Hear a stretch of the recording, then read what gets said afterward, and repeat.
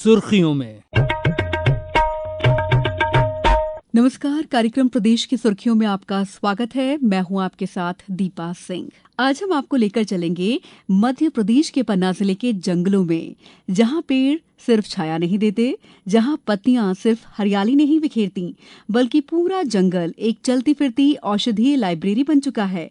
और इसके पीछे है दक्षिण पन्ना वन मंडल की मोहिंद्रा रेंज में पदस्थ बीट गार्ड जगदीश अहिरवार। वहीं दूसरी कहानी है वीरेंद्र पटेल की, जो विलुप्त होती पंक्षियों की प्रजातियों को संजोते हैं। आप भी दक्षिण पन्ना वन मंडल में पदस्थ हैं। तो शुरुआत करते हैं पहली कहानी से। हाल ही में प्रधानमंत्री नरेंद्र मोदी ने मन की बात कार्यक्रम में उनके इस अभिनव प्रयास की सराहना की है। उन्होंने कहा कि ये सिर्फ एक व्यक्ति की उपलब्धि नहीं थी, बल्कि उन तमाम वन कर्मियों, पर्यावरण प्रेमियों और जागरूक नागरिकों के लिए प्रेरणा थी, जो प्रकृति को बचाने में लगे हैं। मध्य प्रदेश में पन्ना जिले के जगदीश प्रसाद अहिरवार जी, उनका प्रयास भी बहुत ही सराहनीय है। वो जंगल में बीट गार्ड के रूप में अपनी सेवाएं देते हैं। एक बार गश्त के दौरान उन्होंने महसूस किया कि जंगल में मौजूद कई औषधीय पौधों की जानकारी कहीं भी व्यवस्थित रूप से दर्ज नहीं है। जगदीश जी ये जानकारी अगली पीढ़ी तक पहुंचाना चाहते थे, इसलिए उन्होंने औषधीय पौधों की पहचान करना और उनका रिकॉर्ड बनाना शुरू किया। उन्होंने 125 से ज्यादा औषधीय पौधों की पहचान की।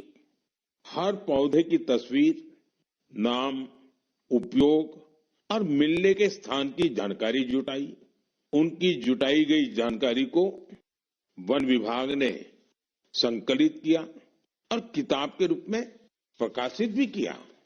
इस किताब में दी गई जानकारी अब रिसर्चर, छात्रों और वन अधिकारियों के बहुत काम आ रही है। जहां ज्यादातर लोग जंगल को सिर्फ पेड़ पौधों का समूह समझते हैं, वहीं मध्य प्रदेश के पन्ना जिले के दक्षिण पन्ना वन मंडल की मोहिंद्रा रेंज में पदस्थ बीट गार्ड जगदीश प्रसाद अहिरवार ने जंगल को चलती फिरती औषधि लाइब्रेरी में बदल दिया है। पन्ना के जंगलों में गश्त के दौरान उन्होंने महसूस किया कि कई औषधीय पौधों की ना तो सही पहचान दर्ज है और न ही उनका कोई व्यवस्थित रिकॉर्ड उपलब्ध है, जिसके बाद उन्होंने औषधीय पौधों की पहचान, उनके उपयोग और विशेषताओं का दस्तावेजीकरण शुरू किया। धीरे धीरे ये पहल एक गंभीर शोध में बदलती है और जगदीश प्रसाद अहिरवार ने करीब 130 औषधीय पौधों की प्रजातियों की पहचान कर उनका अध्ययन किया। स्थानीय पारंपरिक जानकारियों को वैज्ञानिक तथ्यों से जोड़ते हुए पूरा रिकॉर्ड किया। इस कार्य को दक्षिण पन्ना वन मंडल के डीएफओ अनुपम शर्मा ने प्रकाशित कराया, जिसके बाद ये पुस्तक वन विभाग के लिए संदर्भ ग्रंथ, छात्रों और शोधकर्ताओं के लिए शोध सामग्री तथा आयुष और जैव विविधता संरक्षण के क्षेत्र में एक महत्वपूर्ण दस्तावेज बन चुकी है। आज ये पुस्तक बुंदेलखंड के लोगों को औषधीय ज्ञान उपलब्ध करा रही है और ये साबित करती है कि जुनून और समर्पण हो तो साधारण पद पर रहकर भी असाधारण कार्य किया जा सकता है। हमने गश्त के दौरान जा करके विभिन्न औषधीय पौधों की पहचान कर उनके फोटोज लिए, उनके विषय में जानकारी एकत्रित कर अपनी डायरी में लिखा। और बहुत सी दिव्य औषधियाँ हैं जो लोकल के लोग, स्थानीय लोग नहीं जानते थे, जिनको हमने बताया भी कि जैसे अड़ूसा है तो वो खांसी और दमा की दिव्य औषधि है और उसमें बहुत अच्छा तेज़ी से आराम मिलता है। एक सतावर है जिसका जड़ बहुत उपयोगी भाग होता है। माताओं बहनों में दूध की मात्रा अधिक आने लगती है और उनका बांझपन दूर होता है। इस प्रकार से कुल 129 प्रकार के औषधीय पौधों का संग्रह है। वहीं पन्ना टाइगर रिजर्व के दक्षिण वन मंडल के डीएफओ अनुपम शर्मा बता रहे हैं। पन्ना जिले और मध्य प्रदेश वन विभाग के दक्षिण पन्ना वन मंडल के लिए अत्यंत गर्व की बात है कि हमारे देश के प्रधानमंत्री माननीय श्री नरेंद्र मोदी जी ने हमारे एक वन रक्षक श्री जगदीश प्रसाद अहिरवार जी का कार्यों की सराहना मन की बात कार्यक्रम के माध्यम से की।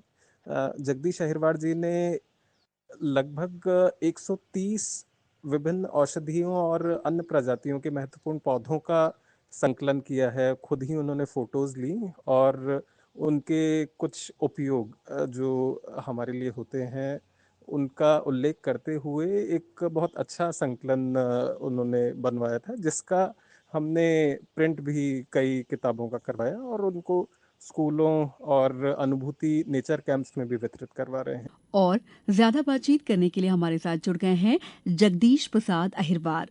आप दक्षिण पन्ना वन मंडल की मोहिंद्रा रेंज में पदस्थ बीट गार्ड हैं। बहुत बहुत कार्यक्रम में स्वागत है आपका। जगदीश जी, सबसे पहले मैं आपको बधाई देना चाहूंगी कि आपने इतना अच्छा इनिशिएटिव लिया है कि आज प्रधानमंत्री भी आपकी तारीफ कर रहे हैं। सबसे पहले मैं आपकी प्रतिक्रिया जानना चाहूंगी, कैसा लग रहा है अब आपको? जी मैम, प्रधानमंत्री जी के द्वारा मेरी पुस्तक की, मेरे कार्यों की प्रशंसा किया जाना, ये बहुत बड़े गौरव की बात है। इससे हमको बहुत मोटिवेशन और प्रेरणा मिलती है कि हमको बड़ी लगन के साथ कार्य करना चाहिए। वाकई आपने बिल्कुल अच्छी बात कही है। साथ ही ये आपसे जानना चाहेंगे, आपके मन में कहाँ से ये ख्याल आया कि औषधियों को संजोया जाए, सहेजा जाए?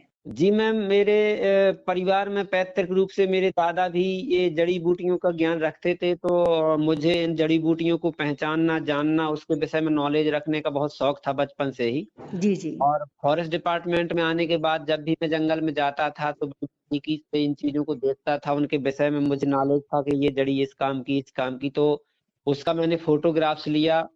और हमारे रिस्पेक्टेड सर, माननीय श्रीमान अनुपम शर्मा सर जी, डीएफओ साउथ पन्ना के जी, जी। द्वारा हमको हमको प्रेरित किया गया कि आप औषधीय पौधों का ज्ञान रखते हैं तो क्यों ना आप इनका कंपाइलेशन करिए, इनका संग्रह करिए। तो जी। उनकी प्रेरणा से मैंने अपने बीड क्षेत्र में और संपूर्ण पन्ना जिले के क्षेत्र में पाए जाने वाले औषधीय पौधों के जो बहुत ही महत्वपूर्ण हैं आयुर्वेद में, उनका हमने संकलन किया, उनके फोटोग्राफ्स लिए और उसके विषय में मैंने अपनी डायरी में लिखा, फिर उसको एक किताब के रूप में संकलित किया गया। बिल्कुल, तो ऐसी कौन-कौन सी औषधियाँ हैं जो अभी विलुप्त हो रही थी, जिनके बारे में आप जानकारी संजोई और फिर उनका अपनी किताब में ज़िक्र किया? जी, ऐसी तो मैम बहुत सी संकटग्रस्त प्रजातियां हैं मैम, जो अपने जंगल में बहुत ही रेयर मिलती हैं। हुँ, उनमें से कुछ जैसे बेचांदी है, हुँ, आपका बीजासार है, ये संकटग्रस्त है, कुल्लू का पेड़ है।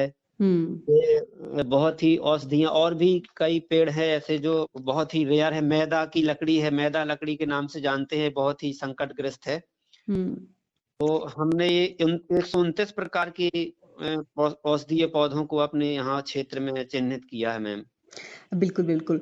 जो विलुप्त हो रही औषधियाँ हैं, उनको हमारे आगे वाली पीढ़ी भी आपकी किताबों के माध्यम से जान पाएगी। साथ ही अगर वो औषधियाँ हमारे काम भी आ पाएँ, तो उनको संजोने के लिए क्या कुछ प्रयास किए जा रहे हैं?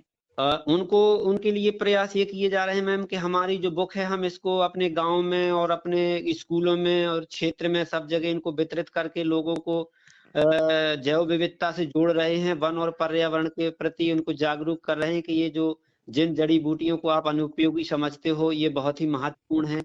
उनकी पहचान करा रहे हैं और किताब वितरित करके उनको वन संरक्षण की और जैव विविधता की सुरक्षा के प्रति जागरूक कर रहे हैं मैम। बिल्कुल, वाक़ई आपने बहुत अच्छी बात कही है। आपकी किताब में कितनी औषधियों को आपने संकलित किया है अभी तक? अभी तक इसमें मैम 129 प्रकार की औषधियों का संकलन मैंने किया है और कुछ आगे करने वाला हूँ, जो अभी काम ये जारी है मैम। और इसके लास्ट में मैंने एक अपना वन चालीसा भी लिखा है फॉरेस्ट के ऊपर, तो वो वन चालीसा भी मैंने इसी में प्रकाशित करवाया है अपना। क्या आप मुझे वन चालीसा की 2-4 लाइनें हमारे श्रोताओं को गुनगुना सकेंगे? सुना जी, जी। सकेंगे? बिल्कुल, बिल्कुल मैम, मैं तो पूरा भी सुना सकता हूँ। आप बिल्कुल आप रहिए, मैं अभी सुनाता हूँ मैम। जी, जी, ज़रूर। जंगल से जीवन चले, करना नहीं विनाश। ऑक्सीजन बिन सज्जनों नहीं जीवन की आस। जन सहयोग से साथियों पर्यावरण बचाओ। पेड़ों से मिलती रहे सबको शीतल छाँव। सुनो सुनाए वन चालीसा, वंदन करऊं झुकाऊं शीसा। वन से ओटू वन से पानी, पेड़ लगाओ सुनो सब ज्ञानी। वन है सबके जीवन दाता, ध्यान लगाए सुनो सब भ्राता। वन औषधियों के हैं दाता, वन्य जीवों के आश्रय दाता। वर्षा मौसम व जलवायु, वनों से मिलती है प्राणवायु। भूचरण को रोका करते, प्रकृति को ये संतुलित करते। वनों से वर्षा बादल आते, तब किसान खेती कर पाते। ग्लोबल वार्मिंग कम कर देते, बदले में ये कुछ ना लेते। प्रदूषण को ये कम करते, सारे दुख संताप को हरते। वन से मिलती लकड़ी बल्ली, गाड़ी बल्ला डंडा गुल्ली।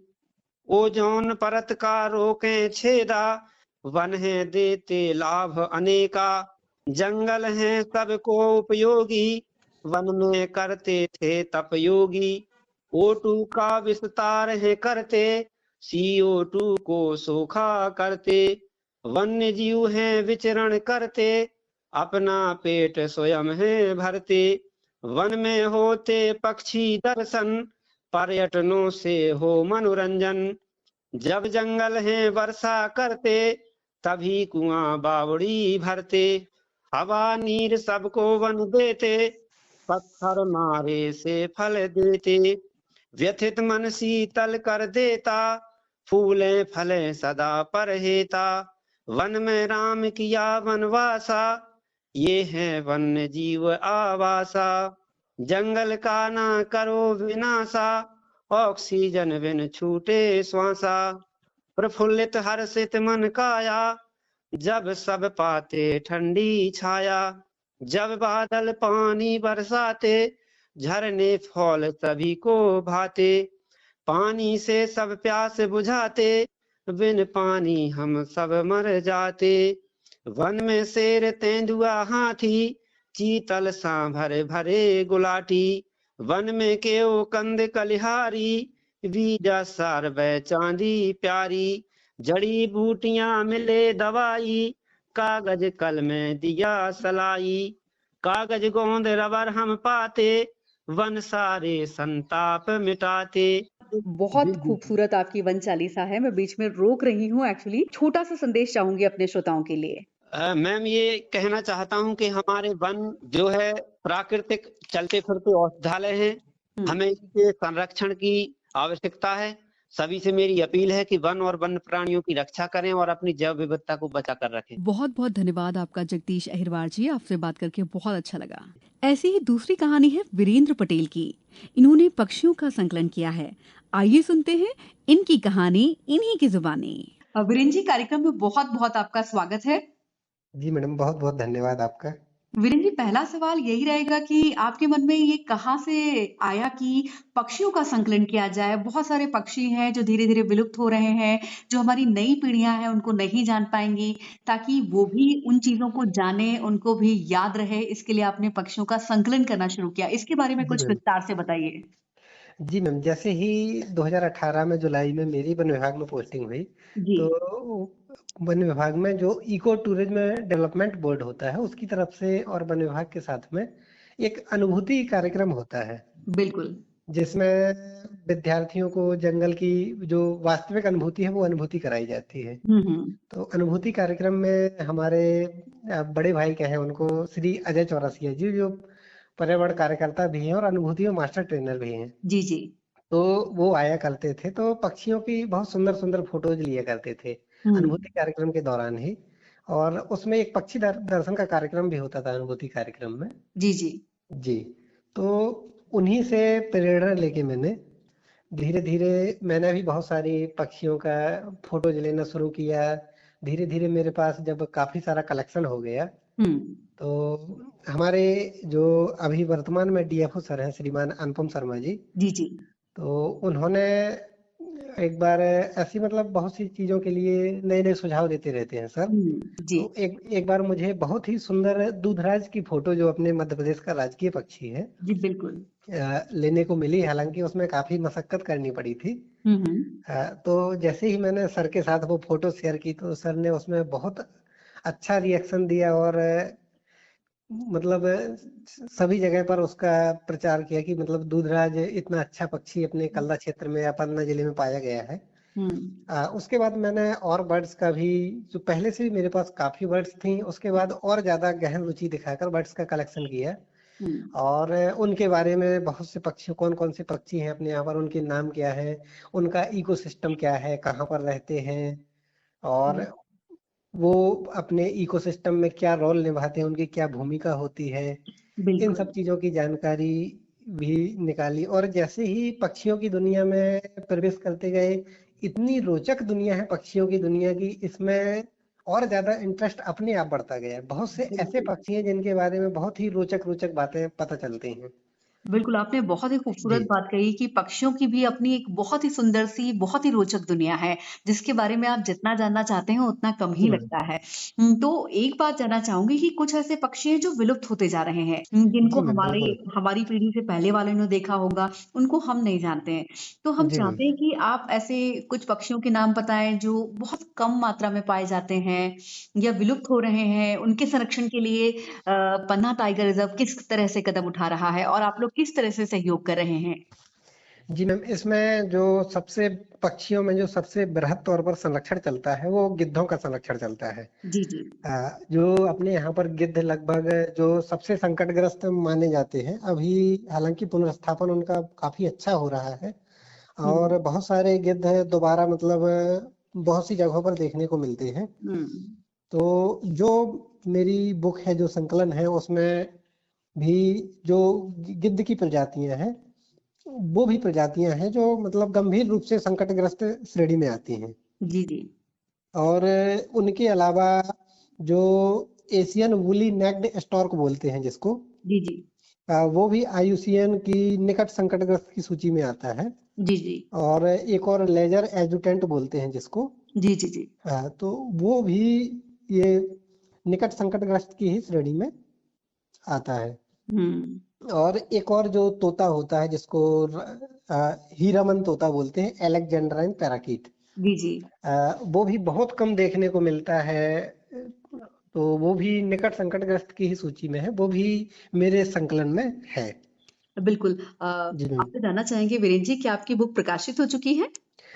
जी मैम, प्रकाशित हो चुकी है। इसका विमोचन श्री प्रहलाद लोधी जी, माननीय हमारे विधायक पवई जी द्वारा जी, किया जी। गया था। जी, जी। मैं चाहूँगी कि आप अपनी पुस्तक के बारे में कुछ हमारे श्रोताओं को भी बताएँ ताकि वो भी अगर पक्षियों के बारे में और ज़्यादा जानना चाहते हैं तो उसको पढ़ सकें। जी मैम, बिल्कुल।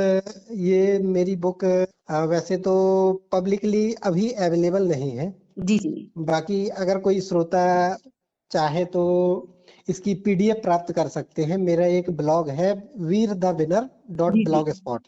जी, जी, जी। तो उस पर जाकर मेरी एक जो जिस दिन विमोचन हुआ था, उस दिन की पूरी कहानी डली है। तो उसी में मैंने अपने पुस्तक की पीडीएफ प्राप्त करने की लिंक भी डाल दी है। बिल्कुल, बिल्कुल। तो अगर कोई श्रोता या साथी हमारी इस बुक तक पहुंचना चाहता है तो उस माध्यम से वीर द विनर। बिल्कुल, तो वाक़ई हमारे श्रोता जो भी पक्षियों के बारे में और अधिक जानकारी चाह रहे होंगे, तो वो जी मैम। ज़रूर आपके ब्लॉग के माध्यम से आप तक पहुँचेंगे। साथ ही वीरेन जी एक बात और जानना चाहती हूँ, जिस तरह आपने जी बताया मैम। कि प्रदेश में गिद्धों का संकलन बड़ी गंभीरता से किया जाता है और जी भी मैम। कोई ऐसे पक्षी हैं जिनके बारे में उनकी गणना ऐसे की जाती हो? जी मैम, अभी हाल ही में हमारे यहाँ पर मतलब पूरे एशिया में ही जो एशियन वाटर वर्ल्ड सेंसस जारी किया गया था, हुँ, जिसमें भी हम सभी लोगों ने बहुत ही बढ़ चढ़कर भाग लिया था। हुँ। और जो अपना मध्य प्रदेश है, वो वाटर बॉडीज और वर्ल्ड वाटर बॉडीज के मतलब पार्टिसिपेशन में फर्स्ट रैंक पर है अभी इस समय पर।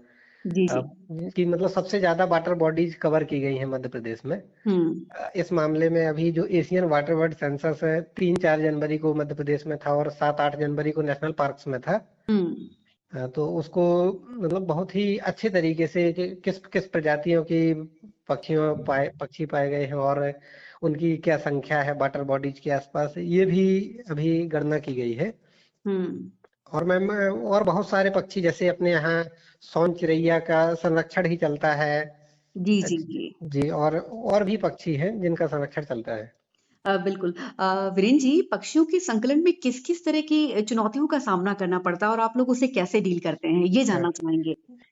जी मैम, जैसे कभी भी फील्ड में जाते हैं, कोई किसी भी पक्षी की फोटो लेना है, हुँ, तो सबसे पहला सवाल तो होता है वो पक्षी आपको अपनी तस्वीर लेने देने में इच्छुक है या नहीं है। बिल्कुल, बहुत महत्वपूर्ण सवाल आपने बताया। हाँ। हाँ, ये तो बिल्कुल पक्षी की मर्ज़ी पर डिपेंड हाँ, करता है कि वो बिल्कुल। अपनी फ़ोटो लेने का इच्छुक लेने का इच्छुक है बिल्कुल। या नहीं है।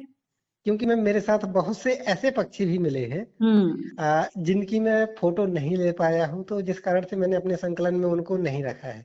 बिल्कुल, वो आ, आपकी सिर्फ आंखों के जी कैमरे में कैद जी होकर रह गए हैं। जी बिल्कुल। वीरेंद्र जी, जी मैम। पन्ना टाइगर रिजर्व किस तरह से कार्य कर रहा है ऐसे आ, पक्षियों को संजोने में? जी मैम, पन्ना टाइगर रिजर्व भी बहुत अच्छे तरीके से बहुत सारे पक्षियों के संरक्षण के लिए भी काम कर रहा है। हालांकि मेरी पोस्टिंग वन मंडल दक्षिण पन्ना में हम्म पोस्टिंग है, जो पन्ना टाइगर रिजर्व से बाहर का एरिया आता है। बिल्कुल, बिल्कुल। जी मैम। हुँ। पक्षी हमारे असल दोस्त होते हैं, जैसे कि आपने बताया कि हमारे इकोसिस्टम के लिए बहुत ज़रूरी है कि वन्य जीव संरक्षण की दिशा में हम सबको साथ आगे बढ़ना चाहिए। आप क्या कहना चाहेंगे हमारे श्रोताओं से कि जी मैम, वो किस जैसे तरह ही अपनी जी कदम से कदम मिलाकर आप सबके साथ खड़े हो जी सकते हैं ताकि हमारा पर्यावरण संतुलित बना रहे? जी मैम, जैसे कि हम सभी लोग जानते हैं कि जो जैव विविधता होती है, जो अपना पारिस्थितिक तंत्र होता है, हुँ, वो हर एक जीव पर निर्भर करता है और हर सभी जीव एक दूसरे से इंटरकनेक्ट रहते हैं। वाक़ई।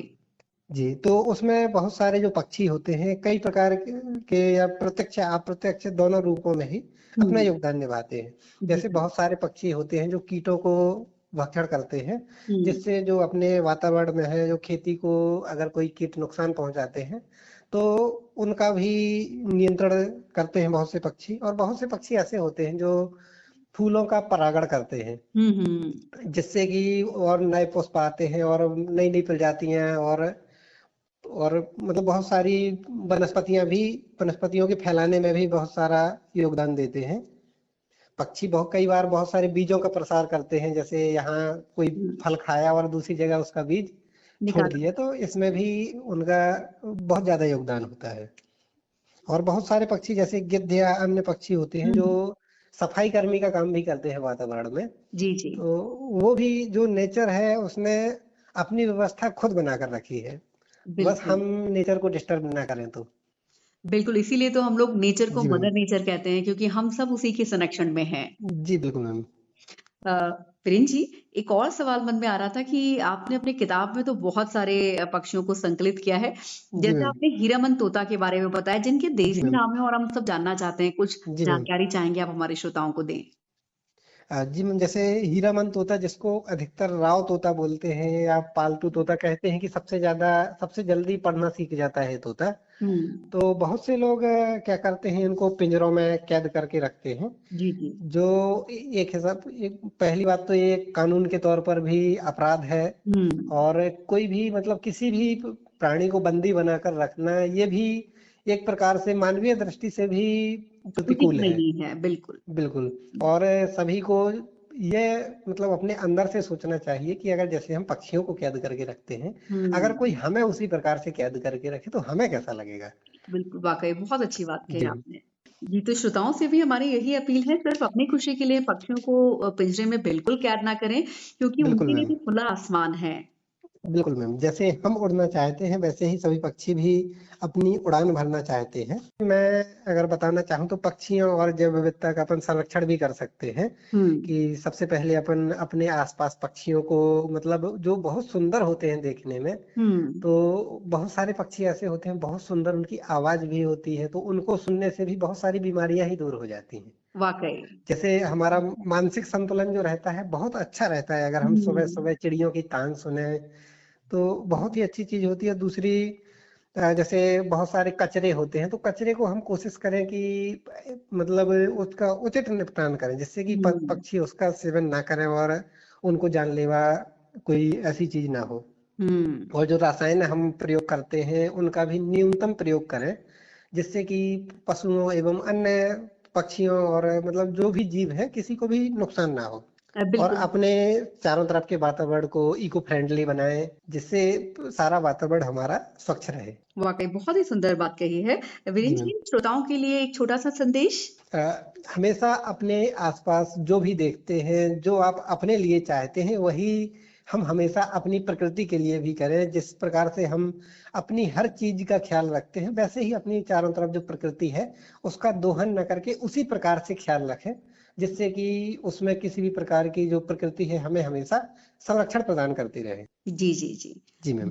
तो बहुत बहुत धन्यवाद आपका कार्यक्रम में शामिल होने के लिए, इतनी अच्छी अच्छी नई जानकारियां देने के लिए जो हमारे श्रोताओं तक आपने पहुंचाई। उम्मीद करते हैं कि आपके ब्लॉग के माध्यम से भी हमारे श्रोतागण और पक्षी संकलन में जुड़ सकेंगे और नई जानकारी हासिल करेंगे। बहुत बहुत धन्यवाद आपका कार्यक्रम में जी मैम, शामिल बहुत होने बहुत के लिए। धन्यवाद मैम, आपको भी मुझे इस कार्यक्रम में शामिल करने के लिए।